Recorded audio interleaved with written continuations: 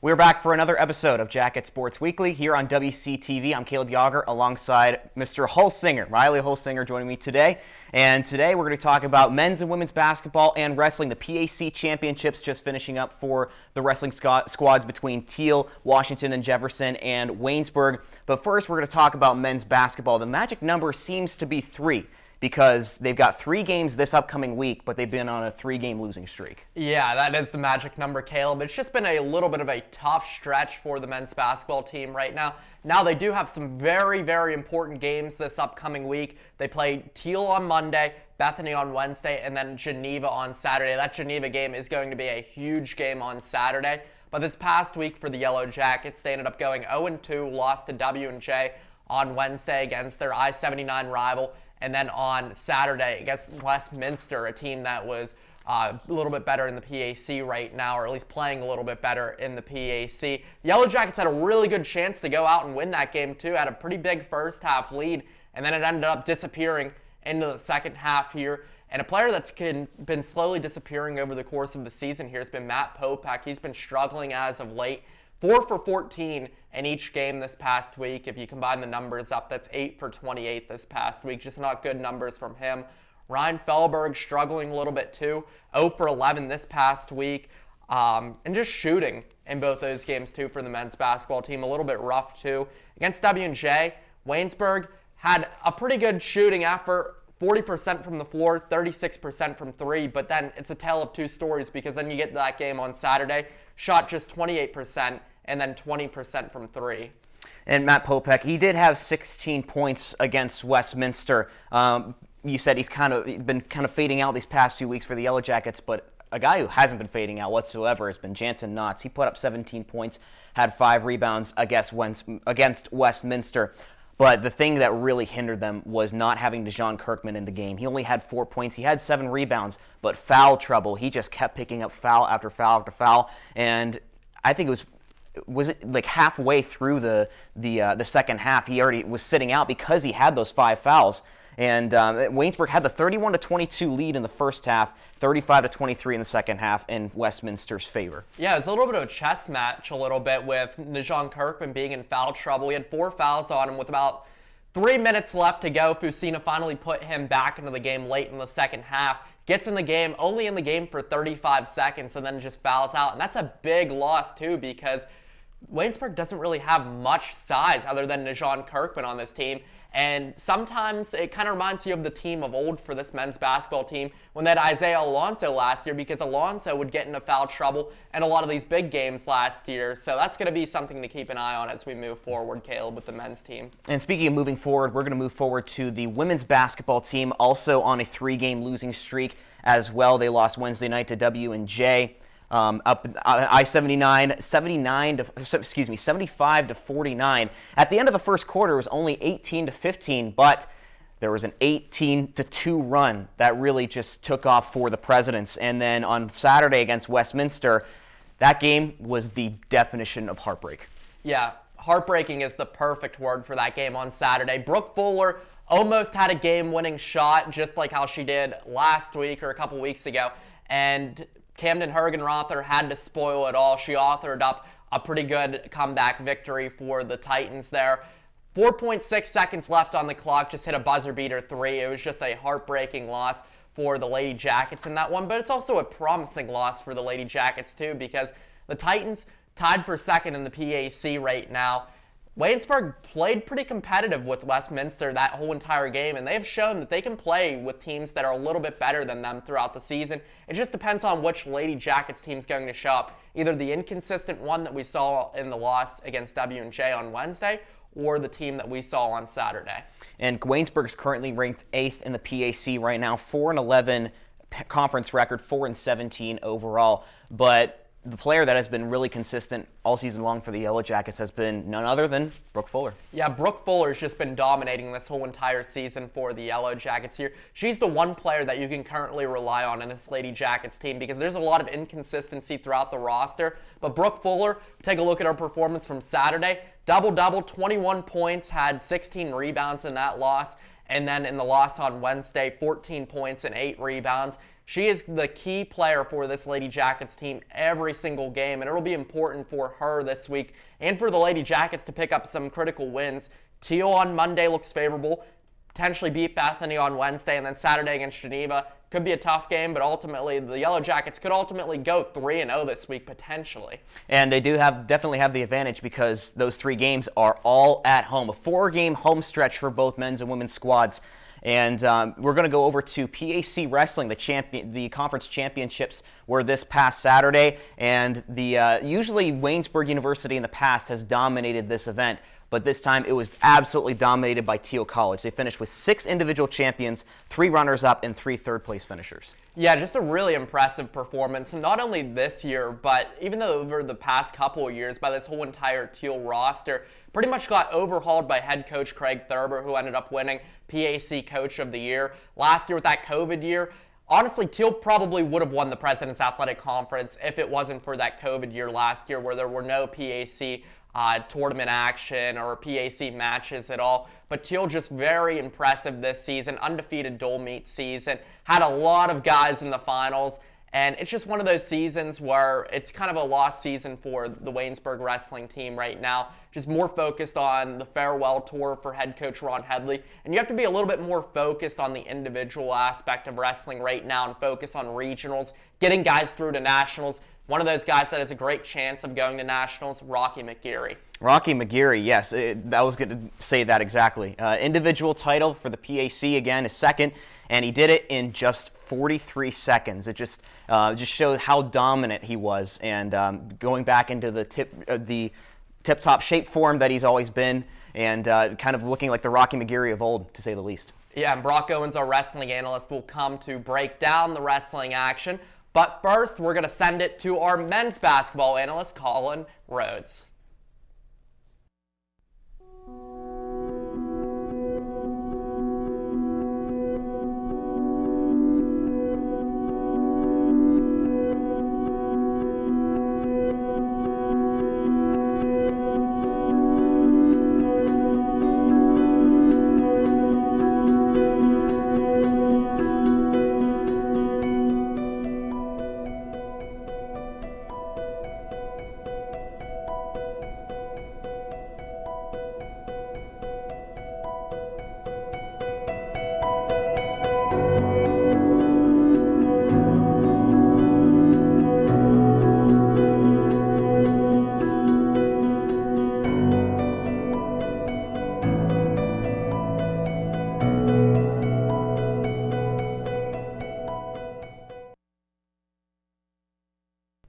Welcome back to Jacket Sports Weekly on WCTV. Now we're going to take a turn to men's basketball, and here to analyze the men's basketball team is our analyst, Colin Rhodes. Thank you very much for joining us today, Colin. For the men's basketball team, it's been a struggle these past few games. 3 games in a row they've dropped the Yellow Jackets, and most recently last week against W&J on Wednesday night, and this past Saturday against the Westminster Titans. What's going on with this team? Well, it definitely is just really hard for them right now. Longest losing streak of the season. They've been up there with these teams in these last few losses, like this game against Westminster. They led at halftime. They even led for like most of the second half, and then unfortunately for like the last 10 minutes, things started to go downhill. For W&J, they came back for multiple like double-digit point deficits in order to get close and pull it in within just a couple shots, but what W&J kept pulling away. It's hard to say exactly what it is that's causing this skid, to say the least.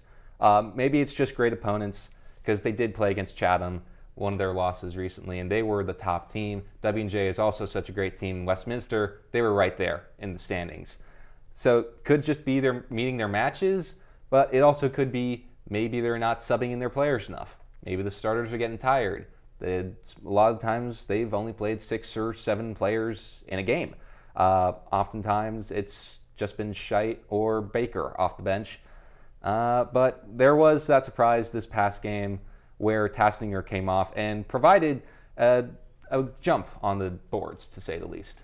And I think you're right a little bit when you talk about the competition level that the Yellow Jackets ended up having to face, because they faced a tough W&J team and a tough Westminster team. And it's no secret that Coach Fusina is ready to win and win against some of these teams right here. But closing out games have been an issue as of late for the Yellow Jackets. They'll hold a halftime lead, and then from that point on, it seems like the other team will go on a run, and then just Waynesburg struggles to shoot. Why do you think closing out games is a little bit of a problem for this team? Well, it could be, like I said earlier, about not subbing in enough players, as the starters could very well get tired trying to maintain this lead, but it also could just be second half adjustments made by the opposing coach. That's always something you need to work on each and every game. It's never going to be the same, and you might even be making adjustments halfway into the half. So it could be either one of those. It could just be unfortunate circumstances. Now, for senior guard Matt Popek, who at the beginning of the season was just tearing it up. I mean, he had a 41-point game earlier in the season with a career high. But as of these past couple weeks, he has been putting up double digits, but not necessarily quite as much as we would have liked to see, at least. Is it more of a fatigue issue, you think, because it's toward the end of the season, or is it the other teams are figuring out Popek's style?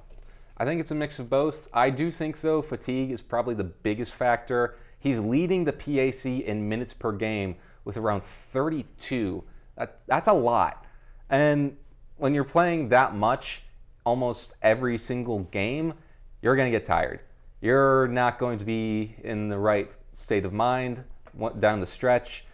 And teams, of course, figuring you out, that means you're not going to be able to get the open shots that you used to get. It's going to be a lot harder. The defense is going to be a lot closer on you. They're going to know your next step before you may even realize it. Yeah, and another guy who's been picking up for a lot of the slack that Popek has had lately has been Jansen Knotts. Jansen has been the guy they have gone to when they need a bucket. Averaged 16 points this past week, and it feels like he's been averaging 16 points per game the past few weeks here that we've been talking about him on Jacket Sports Weekly. How much comfortable do you think he is on the court now in his sophomore year in scoring? Oh, he's very comfortable right now. 16 points these last few games. He had 17 this past Wednesday against Westminster, led the team in that game. Obviously, he's very comfortable. He's been able to even hit some three-pointers in these past few games. But, of course, he hasn't been at the level to pick up every single point that Popek has missed. Now, going into this next week, same schedule as the women's basketball team. They've got Teal tonight at 7:30. They've got Bethany on Wednesday, and they've got Geneva, which is a very, very big game on this upcoming Saturday.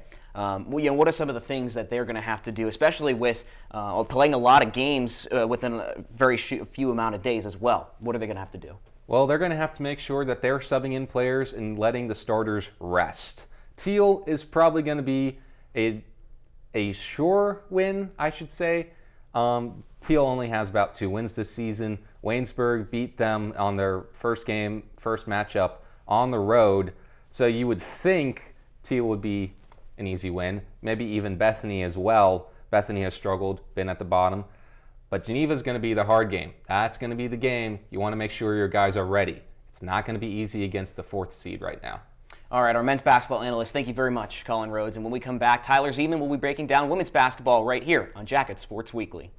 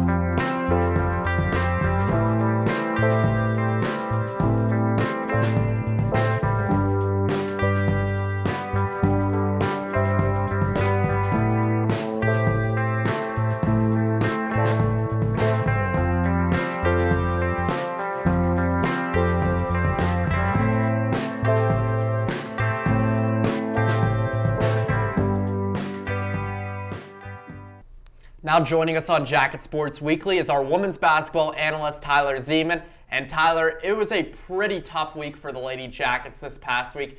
0-2 on the week, and then that was kind of capped off by a buzzer beater at the end of the Westminster game on Saturday by Camden Hergenrother. Just a heartbreaking loss right there. Yeah, it was definitely a tough week for the Lady Yellow Jackets. Not what you wanted last Wednesday. against your rival W&J.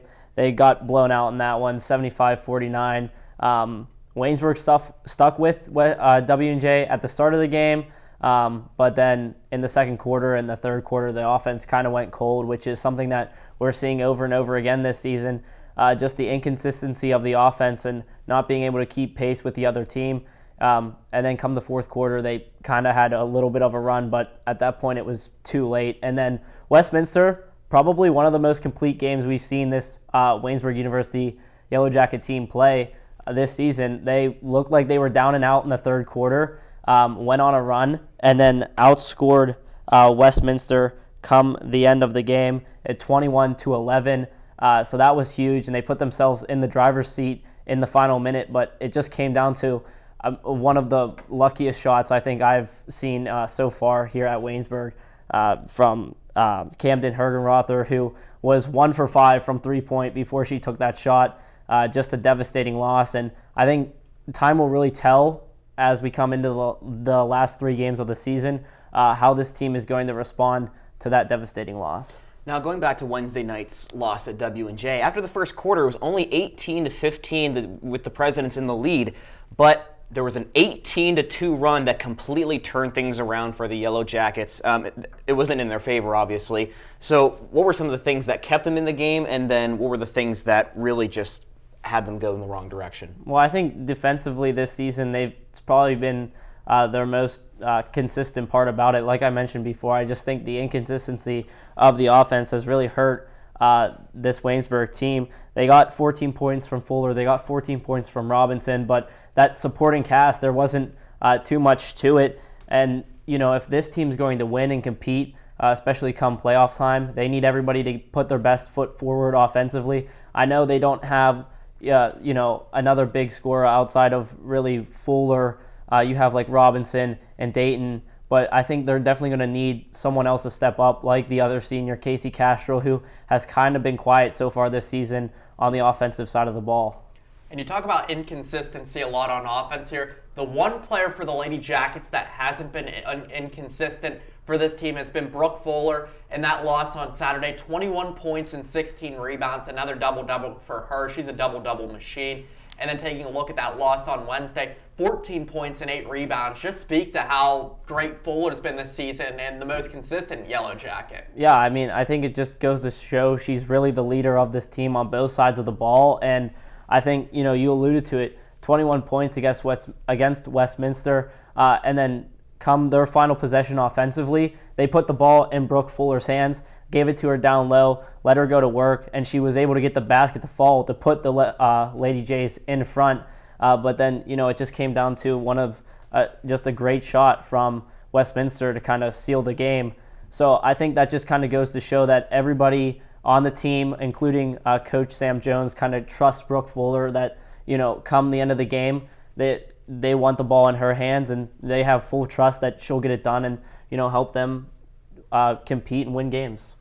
Now, tonight they face against Teal and then Bethany and then against Geneva on Saturday. 3 home games, good advantage for the Lady Jackets, but, playing 3 games in those amount of days can be very tasking on the bodies. So, what are some of the things that they're going to have to focus on in order to finish out the last week of the regular season on top? Yeah, well, I think the biggest thing is how they respond to this big loss. Really, I think we've seen teams kind of lose in close games like this, and they fall apart. But I think that the way that this team has fought through adversity all season, I think they can come through it, and I honestly think they can close out the season 3-0 heading into playoffs. Well, thank you, Tyler. When we come back here on Jacket Sports Weekly, Brock Owens will break down the wrestling team. You're watching WCTV, where we aim to bring you the best local coverage of what you care about most. Everything from local businesses to hometown sports and the latest weather.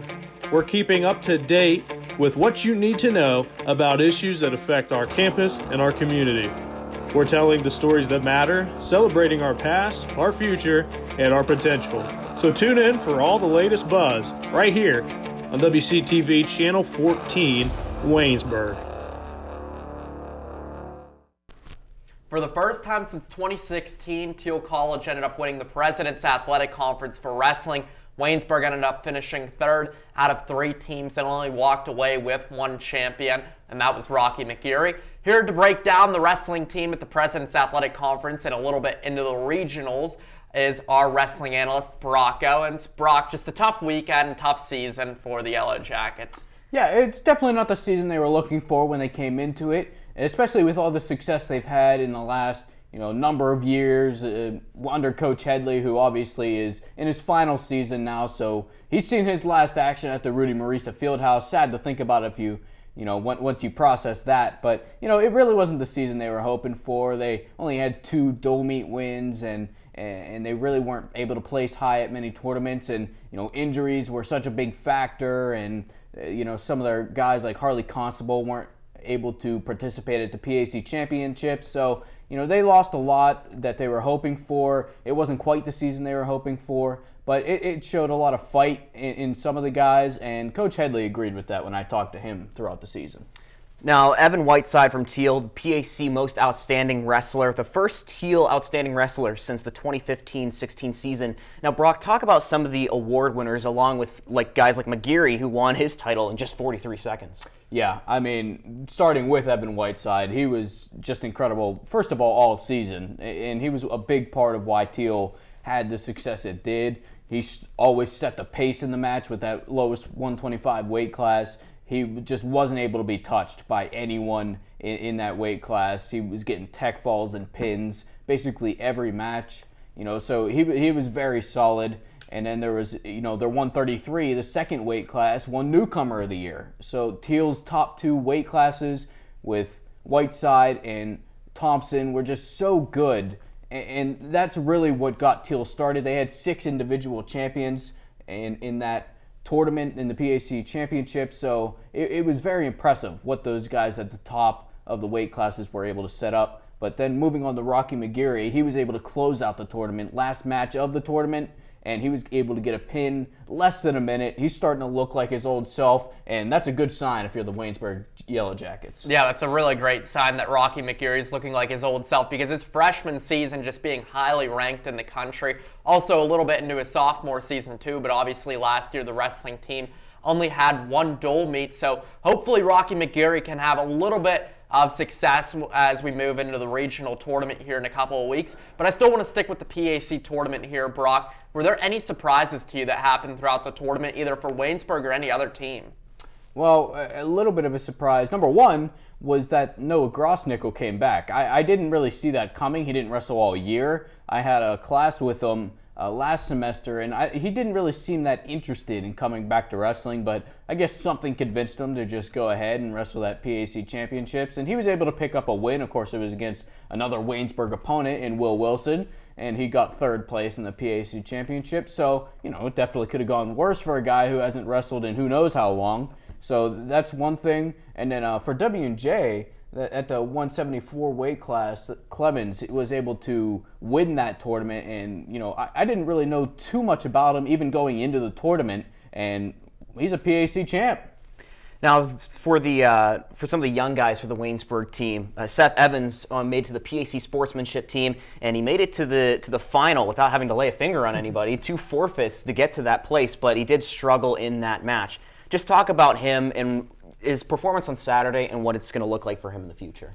Well, he just didn't have to work too hard, obviously, as you mentioned, to get to those finals on Saturday. But he somewhat earned that throughout the season. With the season that he had, he was able to get a fairly high seed. And the way it just worked out is he was able to just go walk into the finals. And he had a very tough opponent in Jaden Datz from Washington and Jefferson. He was 23-3 going in. He's very tough. I see him being a national qualifier. So if that's someone that Seth Evans can keep it to a decision, because that's what it was. He didn't even get majored by Jaden Datz. It was a 14-7 loss. So if he can keep it close with him, especially as a true freshman like he is right now, that's a pretty good. It could be worse for what Evans could have done. And talking about national qualifiers here, the regional tournament will be coming up in a couple of weeks for the Wrestling Jackets here. And Rocky McGeary is a guy who has qualified for nationals before.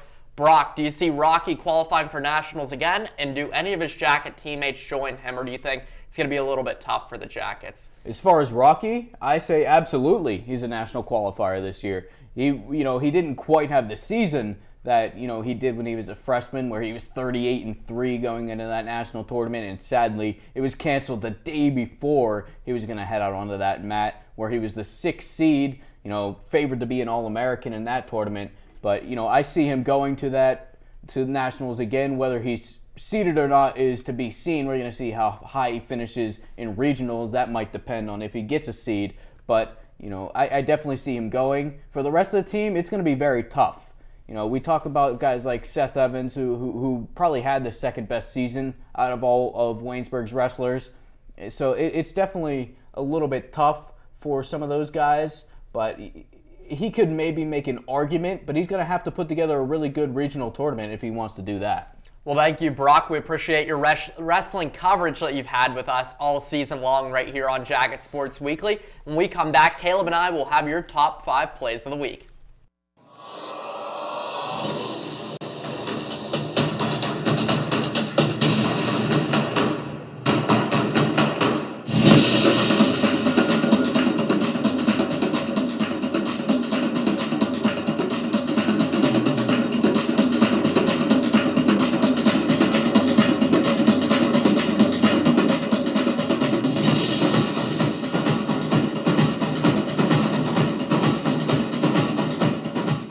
It is now time for Caleb and I to break down our top 5 plays of the week right here on Jacket Sports Weekly. Caleb, get us started with play number 5. Play number 5, a nice steal by Avery Robinson.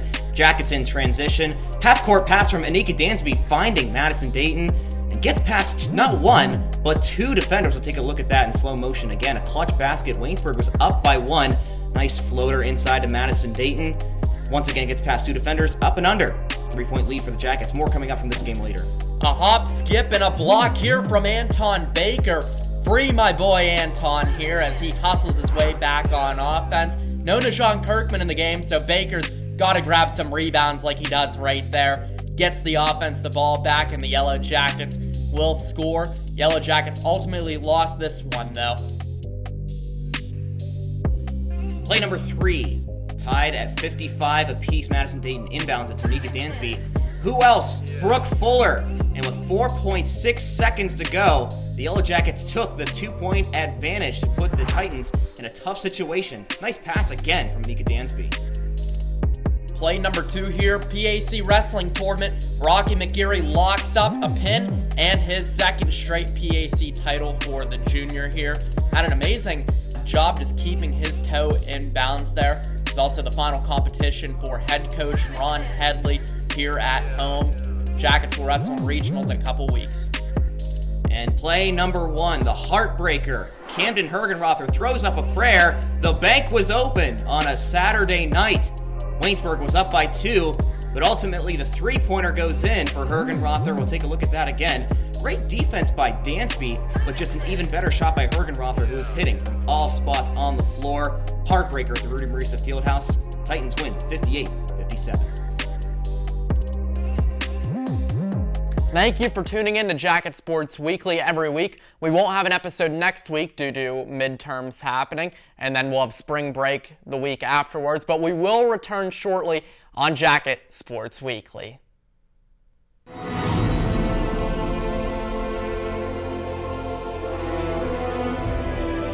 This has been a production of Waynesburg Community Television.